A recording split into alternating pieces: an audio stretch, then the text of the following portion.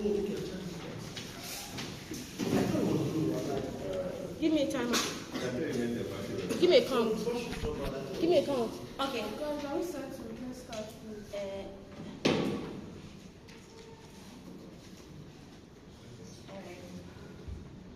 What's the time again? Why can't it be on that? That's my question. It has to be in our side. Let's start. 5 minutes. Starting in 3, 2, 1, go.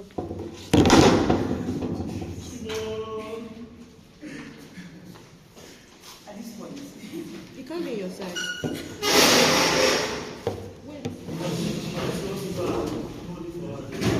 No, it's fine. You can press it now. Should I start?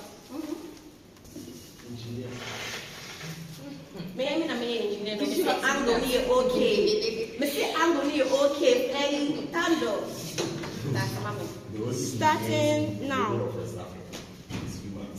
Now, in recent times, we've had the U.S. capture Venezuela, taking charge of their oil and its reserves without necessary recourse. We've had France taking control of the cobalt in Congo. And in 2025, explicitly, in an attempt to warn Ghana about who it should choose for allegiance, we've had Israel bombing Ghana's strongholds in foreign countries. The existence of strategic alignments is one that has caused the great disservice across, but most importantly, to African states. The idea that help and benefits are being granted while there is total control or like a pseudo control from these foreign states. Due to Africa's current state, where we have the benefits but we lack the power, we remain at the pawns to these elephants who continue to use us as pawns in their game. But there has been an emergence where the one which is strategic and meaningful. While maintaining ties, we take what is ours. Case in point, Ghana. In 2005, which is about 4 weeks ago, the Mining Commission brought out a policy to say that we are maintaining 100% of our surface mining controls for operations and 50% for underground. The reason why this is important is because last year we took charge of the Achem mine that was being run by a US-owned company, Newmont, and gave it to Xinjiang Chinese company. Why is this like a classic example of the emergence of non-alignment? Why? Because it seeks to say that now we have a plethora of choices when it comes to our resources, which is our biggest bargain on the international table. For us, what this means is that we have one that's a strategic partnership and necessarily doesn't kowtow to certain forms of alliance that have existed prior to this particular emergence. So, what does it necessarily do to this classic example I have given you? For surface mining, it means that we are going to maintain 100%. Now, note that for other countries that exist in Ghana, we have Germany, we have the US, and now we have China. For a long time in the memorial, these three have been seen as world powers. But what Ghana has done specifically to our goal, which is our #1 export, is to show that we do not have necessarily or a country that's specifically tied to it. And that was a strategic move by selling Achem to give to Xinjiang. Now, what does this look like? What does strategic non-alignment look like? It looks like competitive collaboration, varying benefits, because now we don't have only one person necessarily who we've tied to certain things in the country. Example, somebody has been mining Ghana for a very long time with 10% profits. The moment we sold other stocks to Germany, we now have 20% in benefits. That just goes to show to you one of the importance of the benefits that we necessarily would be able to get from an economic point of view. But like now, what does the multipolar world order looks like? It looks like a world where now we don't have like 5 world powers dictating for us. It looks like a world where we don't have the US necessarily clamping down on Venezuela because it sees itself as the world police. It looks like a world where we don't have our sovereignty just on paper, but one that we have to ourselves. But most importantly, it looks like ensuring that the allegiance are ones that are strategic and do not water down other country collaborations because we have assumed a pseudo allegiance that does not bring us any benefit in of itself. But also the understanding that we are doing this strategically and not with force because we understand where we are the lesser power here, but we are going to use the benefits that we have, the reason to which we continue to be impoverished, but yet we are the backbone for like these societies. And we're going to give an example. An example is that we are the biggest exporter of cocoa to Switzerland, but Switzerland is the one that has the name of the chocolate. Notice that the reason why I'm giving these examples is because the benefits that we have is the one that gives us the capacity and the willingness to be able to do so. But the reason why we're not doing it, in a form that is in your face, is because we understand that we still have the lesser power. But what is going to happen is that at the end of this, we are able to retain the power necessary we should be able to wield based on the benefits that we bring to the world at large. Right. So now, what is the nature of these of declaring non-alliances? Because we should be able to do so because we understand that certain African countries have already shown alliance to France. Notice that one of the reasons, and case in point France, notice that one of the reasons why we have African countries who are Francophone alliance to France is because it was by force and not out of will. One of the benefits that you get from our world with this emerging non-strategic alliance is that it's one that we create purposeful choices based on who we are now, and not because in time immemorial we were colonized by these people and we have forced to be in allegiance with them. In our world, we take back the power and then we make critical choices that do not come back and make us bear the grunt. One of the things that we bear the grunt for when world powers are fighting is an example of war crisis that we can face across West Africa. The reason why that is important is because while other countries have also faced the same, it's important to understand that we necessarily are the ones with the economic instability. So every single thing that happens there affects us more than other countries necessarily. That is why there is an extreme importance and there is a willingness for us to be able to do so in and of itself. Go. Yes, so you rebut yourself when you say that even though we have resources, we ourselves know that we have less leverage. That's why we cannot do things offensively. How does it then change on your side or your side? So if you are listening to what I was saying, I was showing you that the bargaining chip we have are our benefits. The reason why it says that it's strategic is to show that we are not necessarily doing one that is out of force or out of will, because we all know that comparatively in battle we will not be a match for them. But we do have the bargaining chips. The bargaining chips that allow for us to do this strategically are the benefits that we continue to have to the Western world. That is what we are going to be using, and not one that necessarily speak for force, right? And also notice that because of the kind of benefits that we have, it is always important to understand that these Western world will continuously come to us for this. Case in point, Slambaje being sold, half of Slambaje being sold to the German company. Those are the kind of bargaining chips that we are talking about for our primary economic stability. Because I've already shown you that we continue to bear the grants, of world powers fighting. So just to be sure, you want to immediately move into strategic non-alignment right now? So the motion already shows that it's emerging, and I've shown you how it's already emerging in Ghana, case in point. We do believe that there's a point where we get to be able to do this without its emergence because it's already become a multipolar world. But we are showing you steps in which we've taken, and I've showed you how the biggest thing to do is through like economics, because that is our bargaining chip, and it's also be able to elevate us from the economic instability that we have necessarily as a country. What have we shown you today? We've shown you that there's an increased level of awareness, especially with regards to people, countries, Burkina Faso, Ghana, Mali, have all had that increased level of awareness. And that goes to show in how now they sign collaborations with different countries. Not the emergence we are referring to. We think that it's more beneficial for us in our world to be able to do so, because that's one, the only bargaining chip we have, but secondly, the only way to be able to be free from these people without necessarily monopolizing us.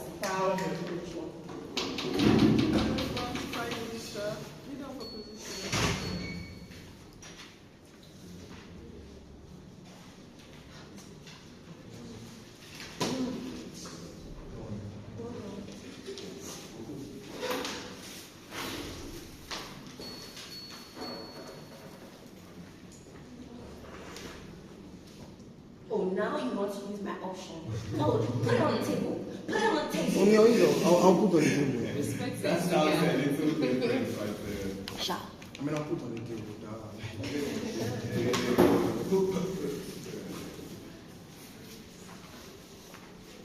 Right. Right. So I'll start. I'll start on my next page. Panel, notice that opening government has a very, very narrow debate. Why? Because we are talking about an emerging world order. These are things, like when it comes to non-alignment, these are things with strategically geopolitical implications. The debate cannot be had on our economy is suffering, or that these people are fucking us over in our economy, so let's limit the debate to our economy. But secondly, do not engage what happens when you actually decide to engage in non-alignment. Because I would like to start with a little bit of clarity. Notice that Ghana doesn't just get up in the morning and all of a sudden we are giving mining concessions to countries like Germany or countries like America. There are things that go into place to build these structures. Things like treaties, things like agreements, and things like arrangements which have existed since time immemorial to establish these things. Notice, panel, that it is a two-way relationship, that you give them something and you get something in return. This is our first claim from opening opposition. One is that at the point in time when you do these things, you ruffle the feathers who you engage those treaties with in the first place. Why is this true? One, because if everything Zoe says is true, in order to engage this business, it's two things. You either revoke the contracts that gave them those concessions, or you just ignore them altogether. You know the problem? That is extremely antagonistic. You have engaged a particular relationship. The implication when you finally decide to destroy that relationship is that it's a big middle finger to the people who are benefiting from it in the first place, especially as it was a concession and they gave you something in return. You know what this means? Two things. One, at a point in time where you are significantly antagonistic, at least perceptively, to the West, what you end up doing is that you ruffle the feathers of the powers that be. One, you get things like sanctions in the form of revocation of aid, etc. that they give to you, opportunities for your people to travel to their countries and work in those particular spaces. You get what happened between Trump and the people in Vietnam, etc. The problem is systemic. At a point in time when you give them big middle fingers, because like she says, they are terrible actors who want to fuck you up. If that indeed is the case, we don't see why you will all of a sudden not want to fuck you over when you have established yourself as an enemy and taken away benefits that they get. Specifically because you are not powerful enough to fight against them in the vast majority of instances. So at that particular point, you don't think you want to be antagonistic to the West and America because you really cannot afford to fight against them. That's the first thing. But the second thing is that their alternative is that fuck the US up or mess, like, pay attention to this, right? The alternative is that de-align from the United States or the West, but go to China. That's alignment. That's not non-alignment because you are messing up with one to go and align with the other. They debate against the motion. But let's assume that makes sense because I know that the deputy is going to try and do some case repair. So let's assume that it makes sense. Why then is it bad? One is that you do not need to de-align with the West to be able to work with China. This is the thing, and I'll prove why that's the case in my argument. The first is that alignment with the West simply you can still work with China, etc. Engage. Let me show you why. One is because the power of the Eastern Bloc really doesn't come from political or alignment. It comes and depends from mass trade.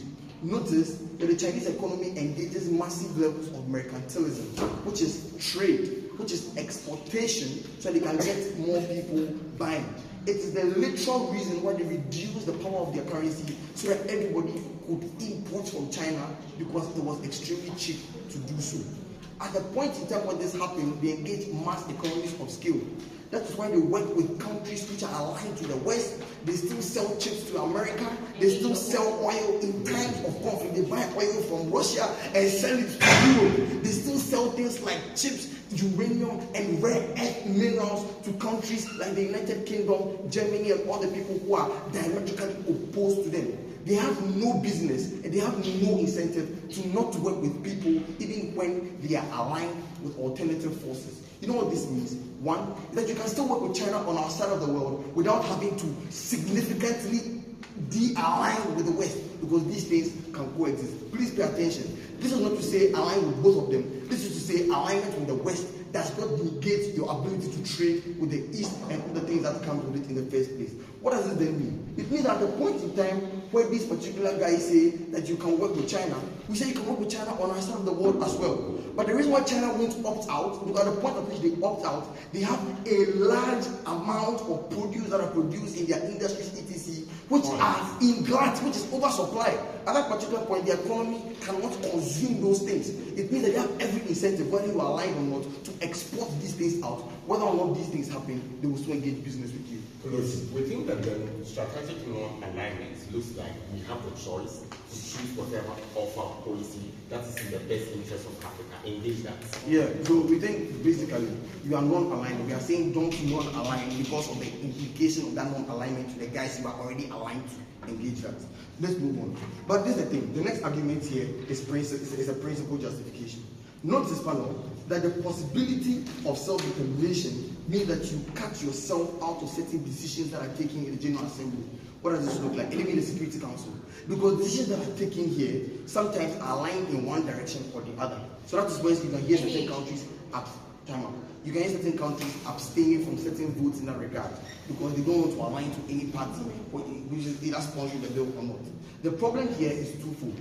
The first is principle, which is to say that you significantly reduce your ability to self-determine because you don't want to engage in a decision-making process, especially when these decisions sometimes affect you as well. Things like security arrangement, things like economic duties at that particular point in time. If you say you're not going to align, you have to abstain from voting. That is principally bad because you are in those particular organizations to determine things that benefit your citizens as a result. But the second reason why this is extremely bad is pragmatic. Because the way these things play out is because they have to engage with you in things like decision-making processes. They cut deals with you, give you things like benefit, give you things like loans, etc. because they want you to vote for their bills that they are sponsoring in the United Nations. Notice that African states are literally about 30% of the votes in the General Assembly, and at least one member in the Security Council comes from African states. You eliminate your opportunity to get access to this sort of back-end deals, etc. Once you cut yourself out of that voting block in that particular regard. That is bad. But finally, on pragmatic benefits, at a point in time when no longer your soldiers can engage in things like peacekeeping missions, opportunities for jobs for them, things like the ability to wear the United Nations blue vest, you just went over without opportunity. Okay, thank you very much. Please, before I continue, does anyone have tissue or stuff?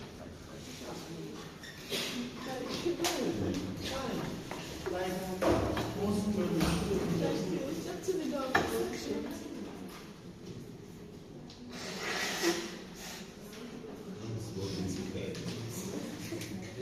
Deputy Prime Minister,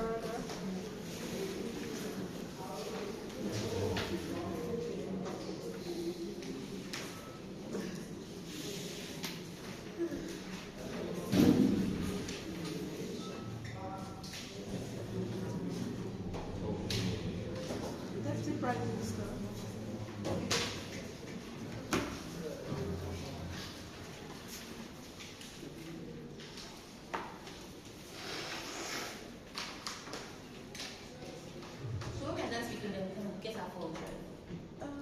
I did. And I can't. You went around. Well, I'm completely. Yes. Alright, so now I'm going to be starting my speech now. I think the problem with opposition or open opposition is the fact that they refuse to engage with the debate in terms of the fact that we already have emerging world order, emerging multipolar world order, because that already exists. What this means is power is no longer exactly concentrated in all of those people that you have. But secondly is in an instance where that is very much clear, why is it then important for Africa to then ensure that they have a non-alignment, right, just to fit into the world order that's currently happening? I don't think they necessarily engage that. We are still engaging them based on what they said. One of the things they mentioned is how they said, oh, most likely, this world power are most likely going to be antagonistic towards you. As Zoe already explained to you, this is strategic, right? It is peaceful. There's absolutely no reason why they're most likely going to be that way. But secondly is how benefits are not necessarily restricted to individuals or to individual states. So in our own world, what that means is in an instance where you're unable to get this particular benefits from America, you can definitely control to Germany, or better still Japan, or even any other world power, right? That is what our world does. In their own world, what you have is you're going to be locking them out. But thirdly, panel, is understand how, even in recent instances as it relates to sovereignty, in instances where you do not exactly buy into the ideology of these particular people that you form solo alignments with, they are going to mess you up either ways. For example, look at how America locked out Nigeria because we refused to agree to LGBTQ rights. What that means is that your sovereignty is most likely going to be affected as a result of the fact that you're not controlling to the the ideals that they have. So we think that you're still going to be getting a lot of disadvantages in their own world that affect your sovereignty. What do you do in our world? It means you have multiple choices, and those choices are necessarily going to be very much beneficial to you. The next thing we then need to talk about is how they argue that, oh, you're most likely going to have a lot of hands. Zoe took a lot of our time to explain to you how this emerging world that already exists, right? For example, in Ghana, you have Germany, you have Japan, and there's absolutely no way in which anybody is being antagonistic towards them in terms of trying to knock them out. She told you how, in an instance where you continue to form a solo alignment, it makes you a pawn in an instance where the world order is one that's going through like a lot of issues right now, right? So every single time that exists, what your non-alignment does is you are necessarily not going to be a pawn because you do not form allegiance to anybody. Another case that they run is something around how they think to a reasonable extent you don't have a bargaining chip as it relates to the United Nations and stuff. That is absolutely untrue because you're always going to have a voting bloc because you're a member of that particular association in itself. So they also say something around how mass trade and the likes. Notice how the reason why Cold War existed is because of the kind of competition that already existed between China and USA, right? Not necessarily because they know that they're like the main parties. In an instance where you take away that particular competition from them or that particular power, because of the resources that we have that they're going to continue to buy into, you do not have that particular world that they're speaking about in their own world. Panel, the next thing I then want to talk about is why do we think this particular arrangement is one that is very much important to Africans, right? Zoe already explained it to you. But moving on is how, even till now, that we've always done solo alignment, Africans are still impoverished. You still do not have access to like great things or great infrastructure within your society. In recent times, you have even African citizens trying to like call out their government repeatedly because you're unable to like do what exactly helps their self-determination or self-actualization, right? What we think you get in our own world, in an instance where you do not buy into that solo alignment, is you have access to different opportunities. So it means you have access to infrastructure because countries are always going to be based on what they have. For example, China is always going to be great when it comes to infrastructure. You have access to that. You have access to it. Because the relationship is one that is always going to be beneficial to both sides, it is impossible that anybody is going to lock you out because you decided to make that decision. We think this is something that works best for African states, for them to continue to actualize and for them to continue to do what exactly works for their citizens. But the next thing we then have to talk about is how recently, even if you have resources, right, you still have limited resources in terms of, let's say, you want to go into war and a whole lot of other things. Those limited resources, that means, for example, when the Ghanaian embassy was bombed, it means Ghana would then have to use its limited resources to have to get out of those situations. We think in our own world, you necessarily do not have to do that because you do not have any form of alignment. So the limited resources that we have is one that is going to be within the state, and that is something that we think is very much important. But the next thing is, why do we think this is not going to be harmful? Because firstly, Zoe already explained to you how we have a lot of resources, minimal resources that they are going to buy into. They are not going to close their eyes to that because you exactly need it. But beyond that is the fact that the benefit of those mineral resources is one that comes first. But secondly is how it has always been a win-win. If there is no win-win situation, they are not going to buy into it. In an instance where you open up that space, it means that everybody is only going to buy into that particular idea. But also, it's how we think that the strongholds that most of these countries have that makes the sovereignty of African states to be something that is just on paper, you block it out, you take it out, and African countries are then able to make decisions that are best for them without having to say, oh, let us try as much as possible to ensure that our principles align with America or aligns with the United Kingdom, right? But also, it's how Zoe told you that this particular action in itself is one that has necessarily been forceful, right? It necessarily does not mean that the relationship has been formed because you willingly want to do it. For most African countries, the reason why they are aligned to that is because of colonialist structures that have already been put in place. We think there's a need for you to get out of those colonialist structures in itself, because every single time you continue to belong to them, there's always an excuse for African states to say that is why they are not benefiting, or that is why they are not going further in terms of what they are meant to do, right? We think you take that out, and that is something that is very much beneficial. Please don't. When will this your multipolar world finally arrive? Daniel, I don't understand what Raymond is saying. The motion literally says in the emerging multipolar world, number one. But secondly, Zoe already showed you how that exists, right? China, Germany, in Ghana, in different places. I don't understand why we have to like continue to do this. But we want to talk about how when this is most likely going to arrive, like, it has already arrived, right? But even if it hasn't, we are telling you how it is going to work in an instance where it is something that is happening. There's a need for you to move with the future, right? There's a need for you to stay away from anything that is likely to be very much detrimental to your desire or your dreams. Kind of the last thing I want to talk about is how this works best for Pan-Africanism. Notice how in recent times, for example, ECOWAS is having issues because Mali, Niger, they are getting out because they want to get out of colonialist structures in itself. In an instance where you break that particular knot, the reason why this is happening is because you still align to most of them. In an instance where you are able to remove that knot, like in an instance where you become non-aligned, it means that African states themselves have what's it called? They have the opportunity to come together, firstly. But secondly is how it means that you become a bloc that cannot be you become a bloc that nobody is going to tell you what is happening, right? We think that that is very much important, and that is what works best for African African states as it relates to this particular debate. Panel, what have we been able to tell you in this debate? We've been able to tell you how our universe is one that works best and how there's a need for you to buy into this particular universe, especially when this is currently happening. But secondly is how we're able to explain the harms that currently exist and how the antagonistic things that they spoke about is one that is not most likely going to happen. But we also told you how it is not most likely going to be harmful, because that is what they have. But even if it is harmful in the moment where you stop having any sort of alignment with America, you can always go back to China, Japan, and the likes, right? And you're always going to have access to those resources that you're necessarily looking for. We don't think there's any problem with that, and we think that's something that is very much beneficial. But Zoe also told you what this alignment looks like. She was also able to tell you how there's a need for African countries, considering their limited resources and the fact that we do not have like, a lot of power, there's a need for you to control to this particular world order that's happening. That is the only way you continue to exist without you having sort of problems, and that is the only way you get all the benefits that you want without you having arms. Even if arms exist in our world, those arms can be mitigated because you always have another world power that's going to save you from those particular issues. Alright, thank you very much for the Prime Minister. Deputy Leader of Opposition.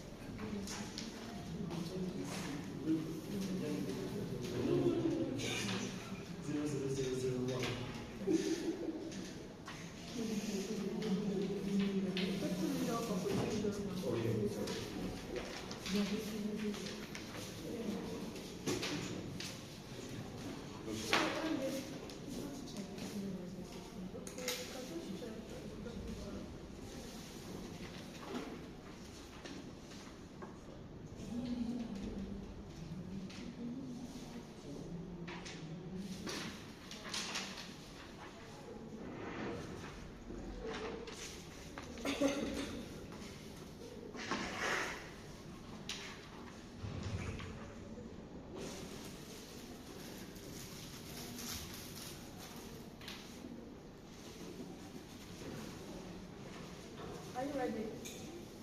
Sorry.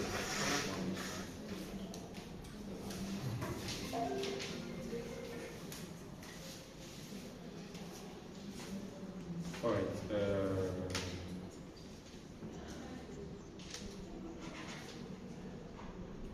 Let's start. The end point of OG is that exploitation gets better because, like, we pick strategically the people who serve our interests best. The problem, no explanation for why the alternatives, even if we assume there's some magic thing that happens on their side that like facilitates the strategic alignment process to raise our bargaining chip beyond what they say exists in the status quo, to facilitate us to be able to choose fairly, which I would be punished anyway. None of the alternatives they pointed out, I think, is justified as to why they are likely to be structurally better. Why? Let's talk about the alternatives they point out. The emerging global order thing that the debate is talking about is basically BRICS versus Bretton Woods institutions. It's basically China over time having met up with the USA. It's Russia losing their pole position. It's UK taking a more internalized stance globally than they used to over time. It's Germany becoming more pacifist over the course of history. So it's not some countries are giving concessions to some people. It's an electoral emerging global order. This becomes significant somewhere towards 5 minutes. Why then does this mean that you are unlikely to escape exploitation, and why does it mean that you get worse exploitation on their side? 4 things. 1, the likely people you are going to are on the east. This is essentially China. Why is China worse? 4, 1, human rights abuses across the world that have been perpetrated by China specifically. In Congo, the children who are mining in those lithium mines that do not get anything, literally within China, who in fact will say crazy slave wages because they are literally from the rural areas and have not gone to school. Uyghur Muslims that have been oppressed and put in retraining camps by China. China is literally the mastermind of oppression across the world, if that is the debate. Secondly, debt trapping that China has systematically done across the developing world using the Belt and Road initiatives. That is to say, they will come, they will give you loans. they will not help you to make sure you use those loans effectively. They'll just wait for you to default enough for them to give you some, who will take your pot for 100 years bullshit and strategically take control of strategic assets your state has. This is, if it's about exploiting assets, crucially, China is worse because they've done so. This empirically. But thirdly, there's a structural problem with China that makes these things repeatedly possible.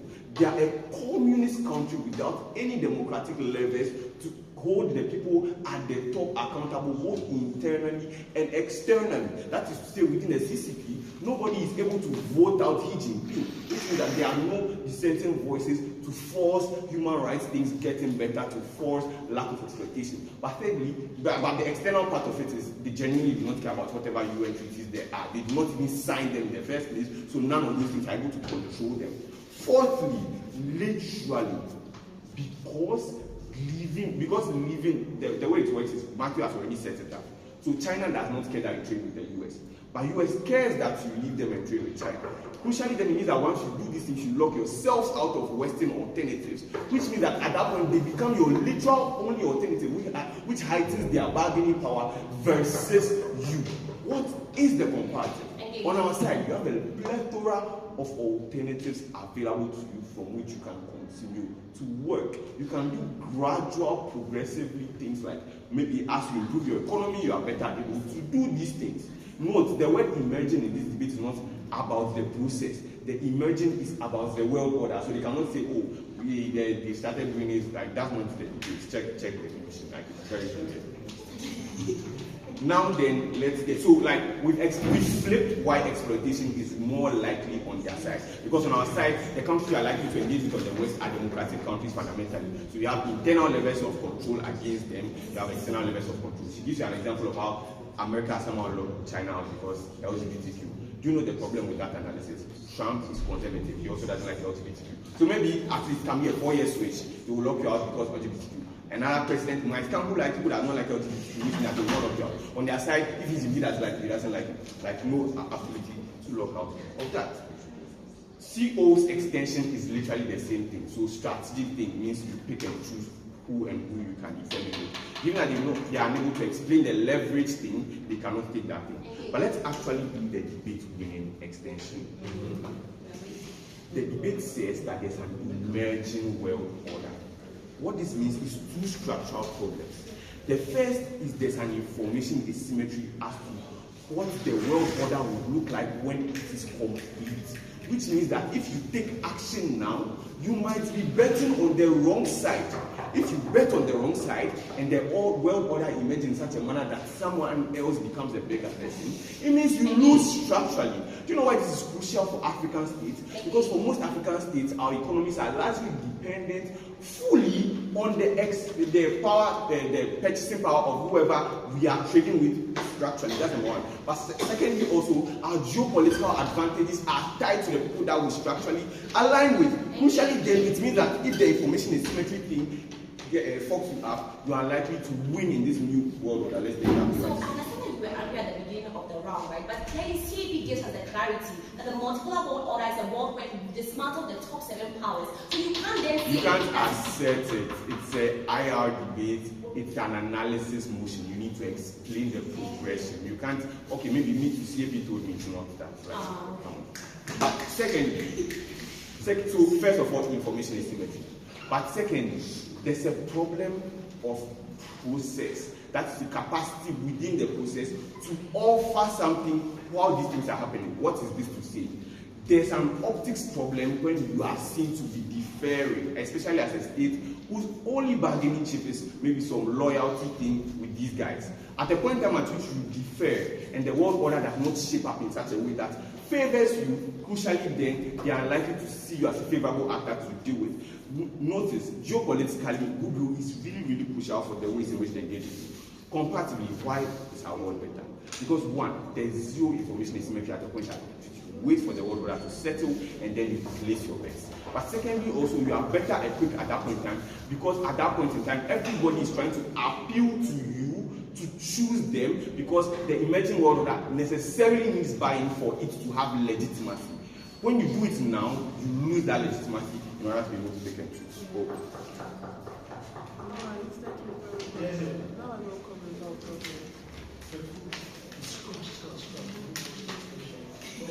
I mean, let's see how it goes. So let's see how it goes. That was very impressive. We're not here to work with the viewer.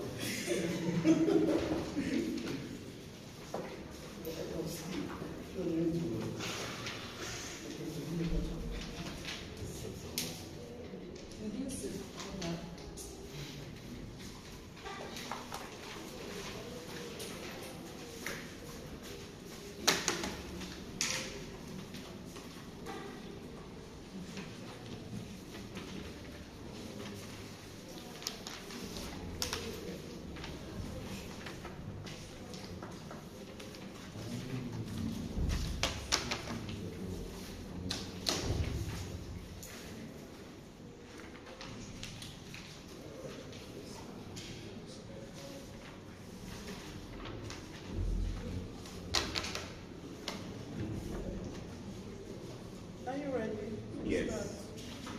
So, Tandoh, we think that world history has shaped the presence of the African reality through things like colonization. It evolved into slavery, it became imperialism, and finally, what is happening now, neocolonialism. We think that there is an emergence of a multipolar world order, which looks like these powers, the colonial powers, the imperial powers, are beginning to shamble, right? They are falling apart. We are having other equally powerful guys rising, like China, right? Like Russia, pushing back even the Asian tigers, even Saudi Arabia, and all those things, pushing back the kind of world order that came after the end of the world wars, right? And that is how the emergence of the multipolar world order looks like. We think that Africa has to take their chance. They have to choose a different future that will align with the African destiny and ensure that they get a lot of utility in that particular regard. Next thing I'm going to do is to give some level of clarity that is going to frame out the opening half of today's debate, because they didn't get it in line with the spirit of the motion. What does the strategic non-alignment look like? I asked it in a POI, right? So that's our extension in terms of clarity and framing. Two things. A, no side choosing, right?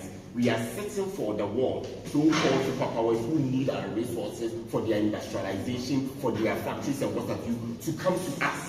But secondly, we are going to decide which offer to choose, which policy to accept. Recently, Mahama rejected a policy that was coming from the United States of America. That is how the non-strategic alliance looks like. If we think that it is China that is going to give us something, we go and then we pick that. If we think it is Saudi Arabia that is going to give us something, we pick and we choose that. We have the choice, we determine that in that particular regard. But secondly, we remain neutral, right? We detach ourselves from any form of past influence. We will not take decisions because we are members of the Commonwealth or because we have sworn alliance and treaty and agreements with a lot of people. It engages with these guys because things have changed. The world order has moved, right? It looks like treaties and agreements has expired. If we, for 25 years ago, 500 years ago, we are tied to give our mines and what have you to France to mine uranium and all that, new people have come, right? We are changing things, and we have that sovereignty and agency to make that particular decision, and lies within us. But secondly, we think that we're going to make these choices devoid of any form of influences from our past, from our future, because we are in the present and we're pushing towards a new future. But the second thing that the non-strategic alliance looks like is internal organization and regional blocks, right? It looks like Africa themselves begin to reorganize, begin to reorient themselves and form internal organizations, regional block, ECOWAS, the Confederation of Sahel States and what have you. It means two things. One, internal movement of goods, people and services. We are seeing a construction of road across the ECOWAS block, right, so that resources can move. The continental free trade has been executed. We are moving goods and services all around, and this trade is happening. What that looks like is internal developments and projects, things that we should prioritize in today's debate in that particular regard. What is the reasoning behind this? We think that the reasoning is the economics of skill of African countries. It looks like Africa has a lot of things to offer. Natural resource, human resource, right? We think that all the West that we see, Europe and ACC, were built during the colonization and the slavery era. And consistently, they need raw minerals to fund their technological ecosystem. They need our gold, our oil, our cocoa beans, and all those things to power their plants and to continue to produce the economies that they do. But in our side of the world, when we choose this non-strategic alliance, we are able to invest in things that we are best at, but most importantly, we are able to push for offers and policies that help our unique economic skill. That looks like if Ghana and South Africa combined is the biggest gold producer in the world, we begin to look for policies and offers, countries that will help us ensure that we dominate the gold market, determine gold prices and what have you. If Nigeria and Algeria, Egypt are the biggest oil producers, that is how the organization and reprioritizing our economics of skills looks like.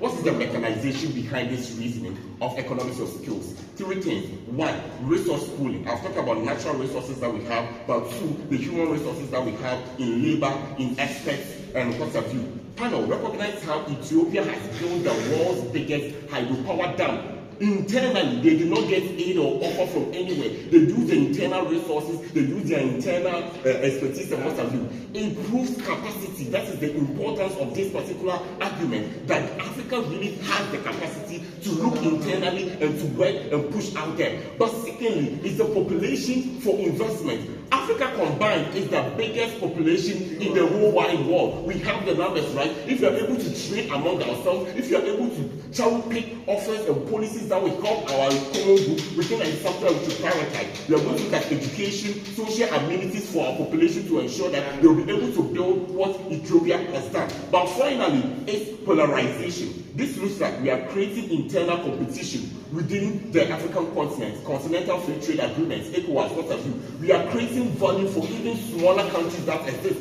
If it is tourism that they can prioritize as the economic of skill, if it is gold, if it is cocoa, if it is oil, if it is uranium, all these little countries will be able to capitalize on that and create value for themselves in that particular regard. Why is this very important in today's debate? I'll take you very soon. Why is that important in today's debate? Okay, Kolosing or okay. We tell you that you missed out on the first world order. Non-alignment locks you out on aligning and benefiting from the new world order. No. You didn't get the whole concept. It's a strategic non-alignment. And I've given you in framing what that looks like. It looks like strategically choosing interest and cherry picking what will help the African interest. Panel notes that on the IR level, there was no things like morality and all those things. It's all about interest, right? So it is justified that we pick our interest and continue to align and take offers like one. I've given you classical examples of how presidents of states are rejecting offers, choosing. You get a number of them even from opening, how they are moving concessions and gold offers and trade from one country to another. All those things do not matter in today's debate. Why is my argument important? 2 things. 1, it upholds state sovereignty. It gives state sovereignty to these particular countries who are exercising their power in that particular regard. But secondly, we are able to exercise our agency. We prioritize things that our people need the most: road, education, power, infrastructure. The impulse of this is scalability for the local markets, right? We bring competition internally, externally. We prioritize social welfare policies. We are able to boost local innovation and economic growth. The metric for weighing is skill and scope. On our side of the house, we have more options. We have economic utility. In their side, you have restricted choice. You have less economic utility. They should come and defend why Africa should continue on that line. Thank you very much. Member of opposition.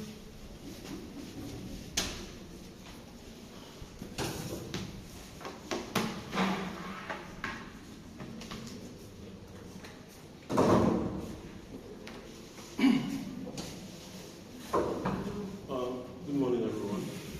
Afternoon now. Prime Minister, please ask a POI. I didn't say OG.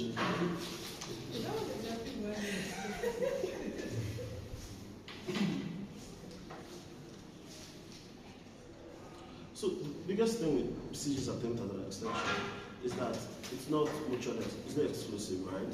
I think that in today's world, even though most African countries are aligned to the West, we still have things like the African Free Trade Agreement, we have the ECOWAS, we have the EU cooperating. We think that their argument is that African countries can coagulate trade, can cooperate with one another.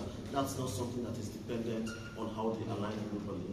I'm going to prove 3 things in this speech. The first is I'm going to show you why the emerging multipolar world order does not pose enough of a threat to African states to even necessitate any form of action. The second is I'm going to show you why non-alignment sets African countries back by decades.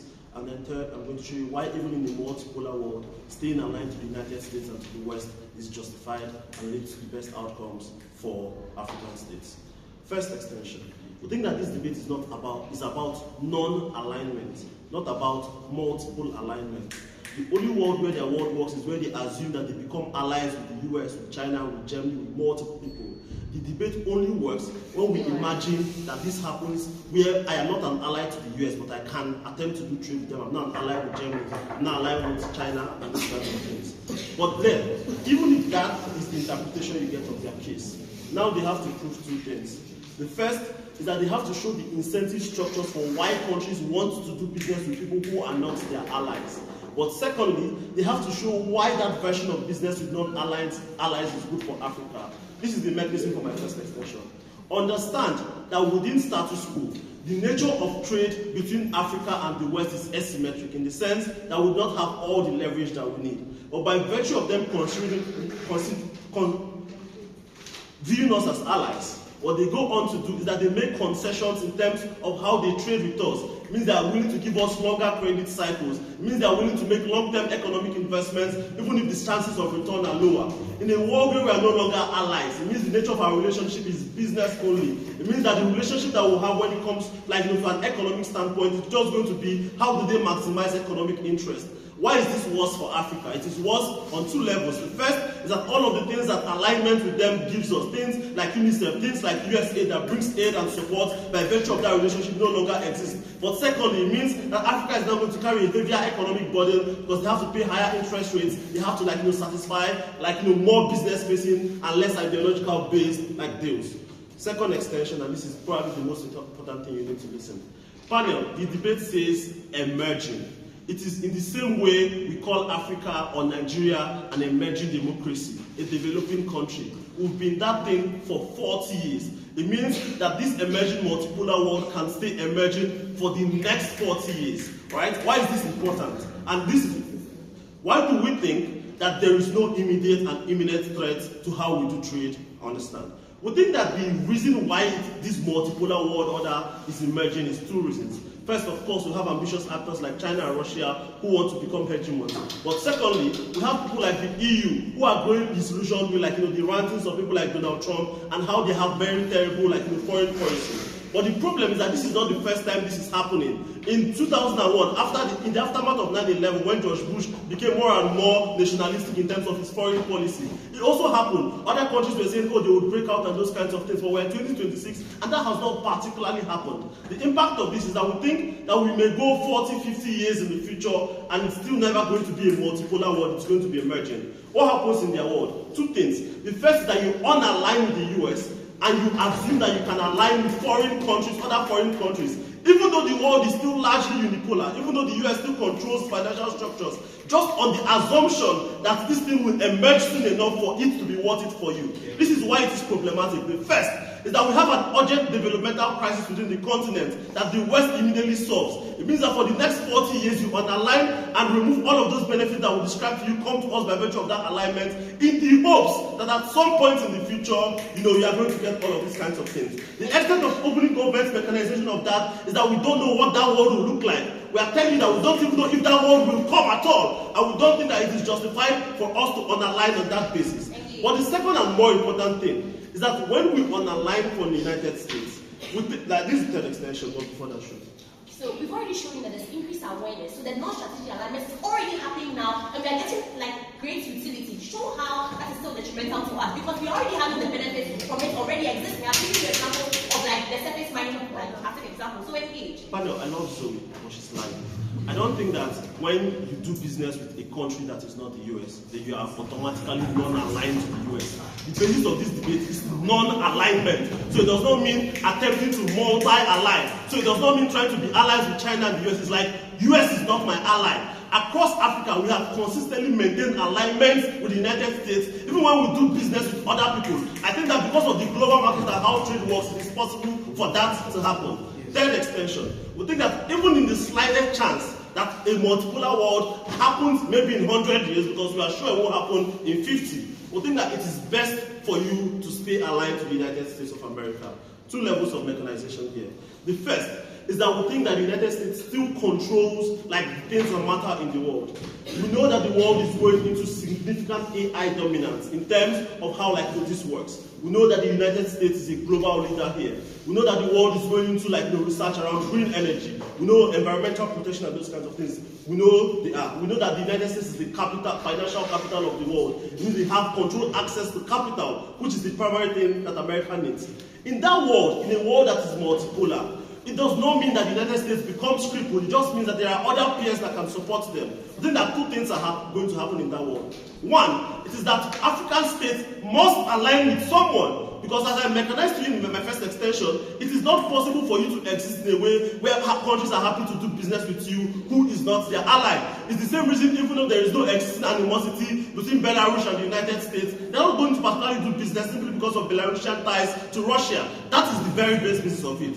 But the second layer of argumentation is that we think that if you have to choose anyone to align to in that world, since we think that it is a necessary world for you to exist in, staying aligned to the United States is good for two reasons. First is that you have already built a historical base of alignments and relationships that have been running for decades. It means that you're able to achieve continuity in terms of the developmental pathways that the continent is going to take. But secondly, it is that you have a way to hold those allies accountable because they are answerable to democratic structures like they tell you. But they tell you this from the perspective of, oh, this is why it is good to stay closer to the West. We'll tell you how this is a necessary alignment to make for the purpose of surviving in that multipolar world. But finally, and more importantly, a final response. We don't think that this debate can stay at the layer of, oh, this is what is bad for these guys, because at the end of the day, we are still going to have proxy wars, we are still going to have all of those things happening in either world. They have to debate from the perspective of why this emerging democracies, emerging world order justifies enough of the threat.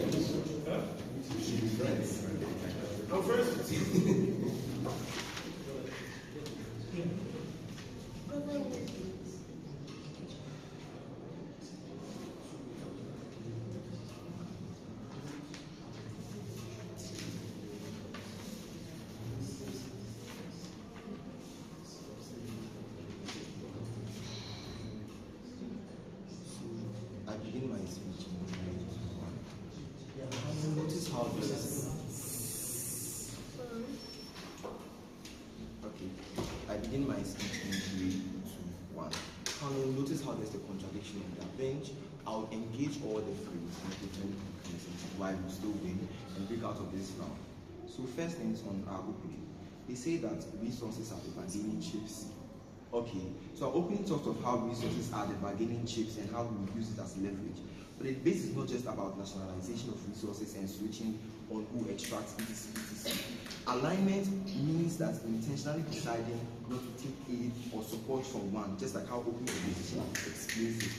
This is exactly why opening opposition beat opening government in the opening house. But then again, moving on these people, they say things like, the East is shit, the West is shit, they are bad. We don't give a fuck. The East is shit, the West is shit. What you are saying from CG is, we don't care. What we'll do is, we'll not choose and align with one of them, we just want our own.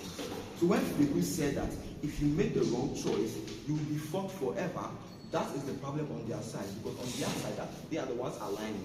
We are not aligning. We are not going to make a choice and get forever. So basically, what this then means is that if you buy the opening opposition mechanism and analysis on things like how you get fucked when you choose one side, etc., it's on their side specifically that all these rounds are going to happen. If you think that is the winning mech on our bench, then we fulfill that. That's why I will speak.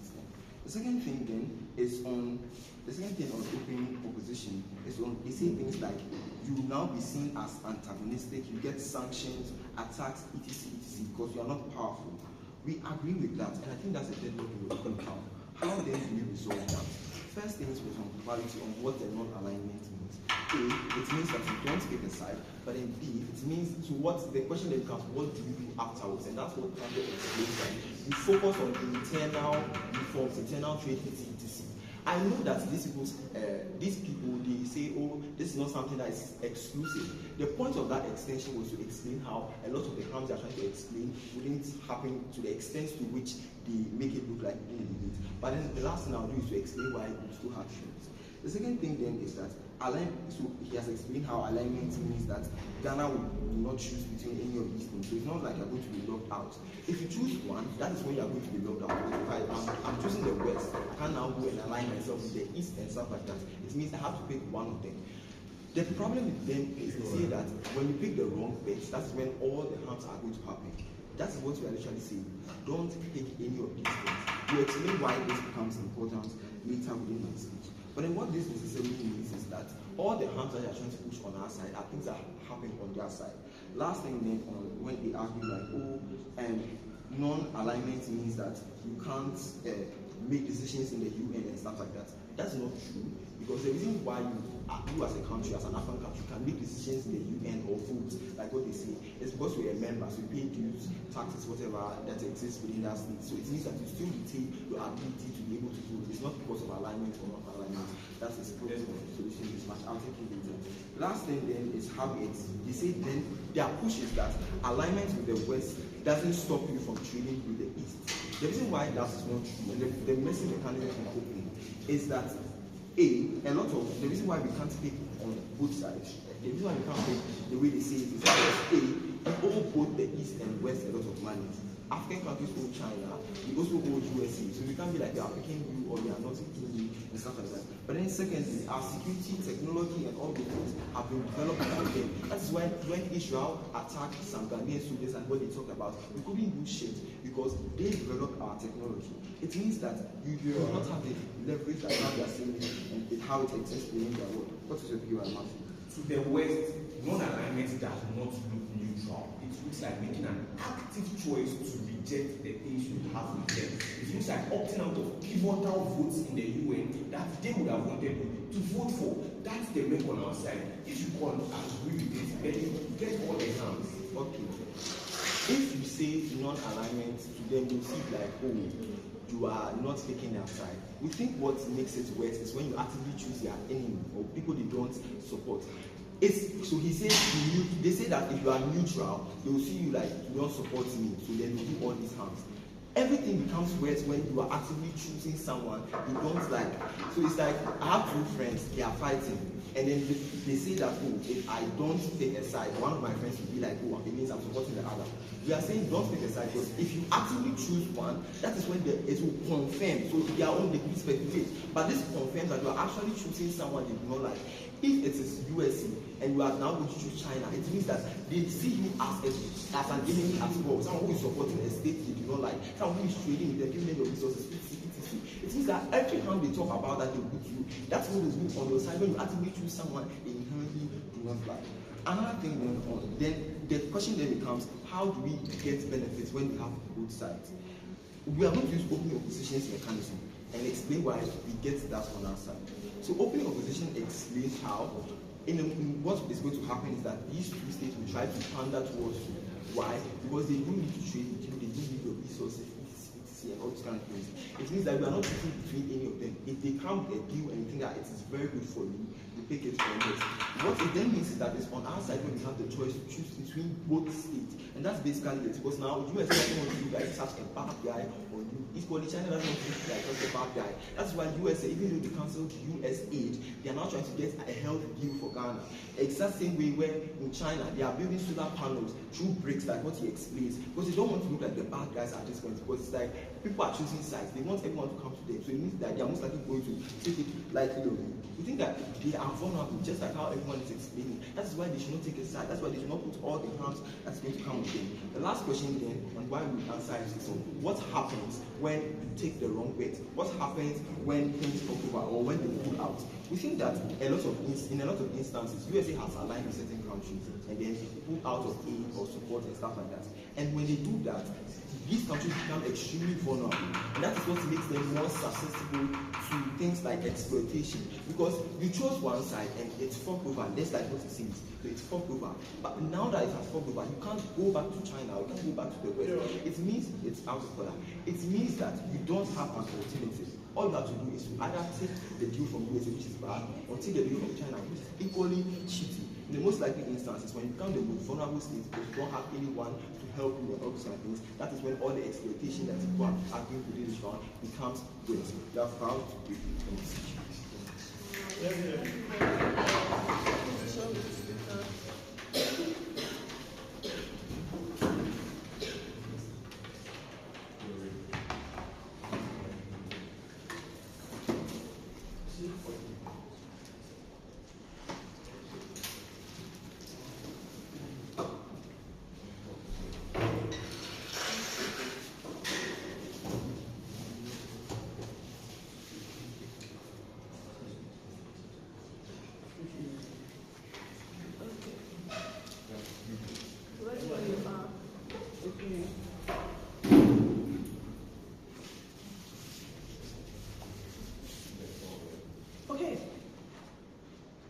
I'll be starting my speech in 3, 2, 1. Let's do a bit of bench comparison before we come to these guys, because we don't really think these guys have any skin in the game.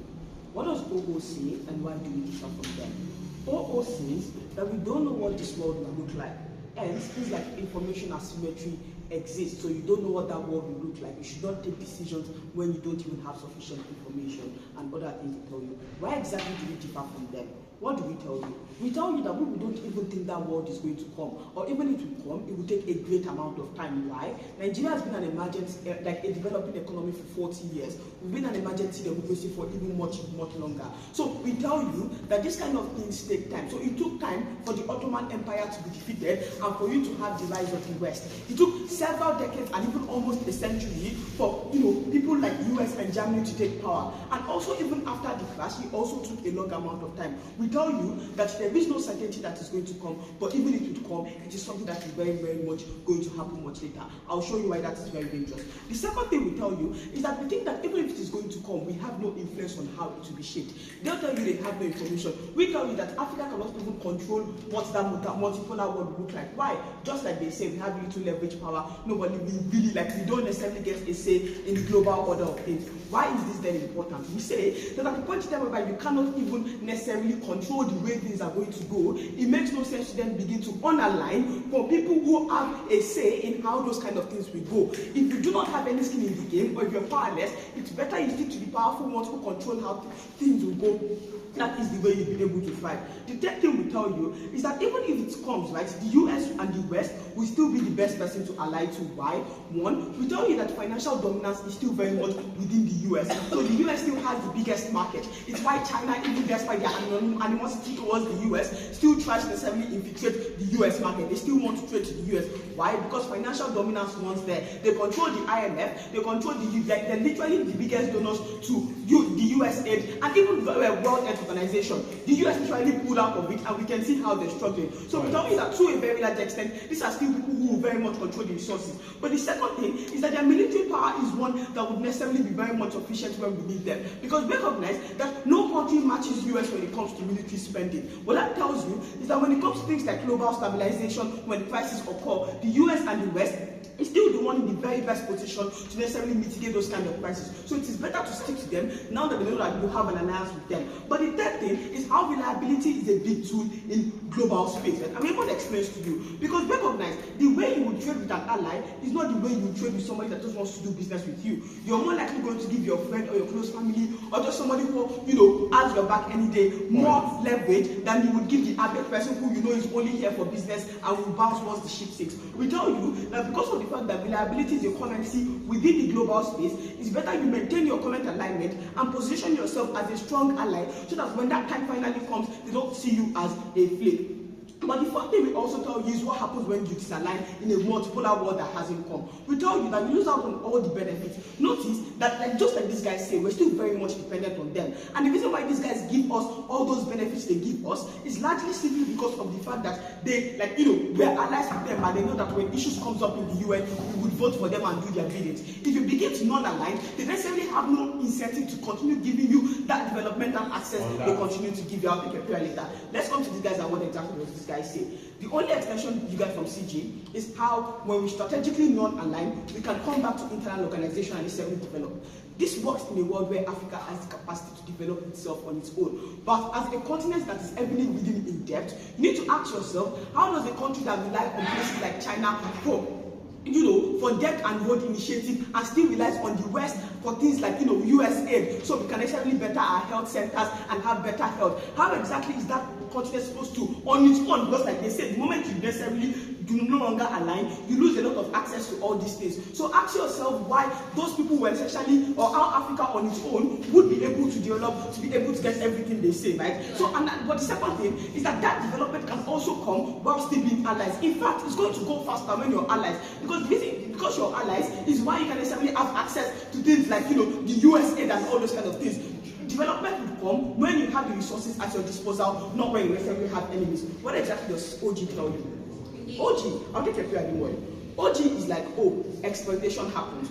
We need to necessarily free ourselves from exploitation. We tell you that unaligning yourself is not necessarily the way to free yourself from exploitation. Because recognize, you're not being exploited because you're an ally to them. You're being exploited because you don't have leverage. They do not prove why they get leverage to their world. The only thing they say is they have resources. But recognize, Africa is not the only one with resources. We have oil. Saudi Arabia also has oil, right? We have certain raw materials. You find those raw materials in other countries. So in a world whereby they can still turn their faces to other places, how exactly does that give us leverage? Their world only works if Africa has some resources that you can no longer find elsewhere, right? But secondly, they also needed to prove how in their own world exploitation would totally necessarily be undergone. Because like they said, we're very poor countries that do not necessarily have so much power. And if you're powerless, unless you magically gain some power, which they don't prove how they get, you are still going to be very much exploited. It's even worse in their own world, because when you get exploited, nobody would come out and necessarily save you. At least now you have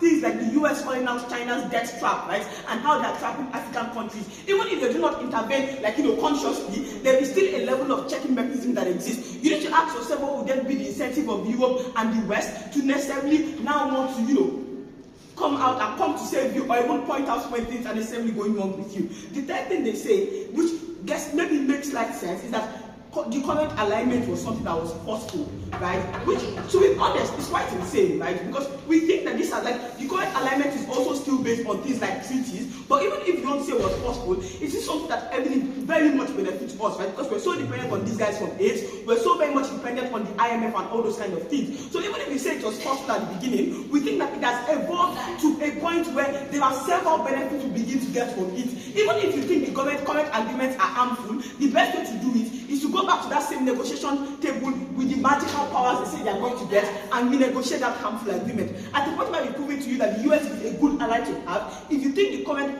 allyship you have with them is problematic, that leverage they say they have, or that bargaining chip, take it to the table and renegotiate. Disaligning from them is not the way to fix a predatory relationship. Why do we win this debate? We prove to you that even if the multipolar world will come, it is still several years ahead, right? And we need to prioritize what Africa needs in the now to be able to survive that particular time. The second thing we prove to you is why the US is the best person to necessarily be allied with, given the amount of resources they have. We're proud to come from Opp Bench. So, closing. Thank you very much.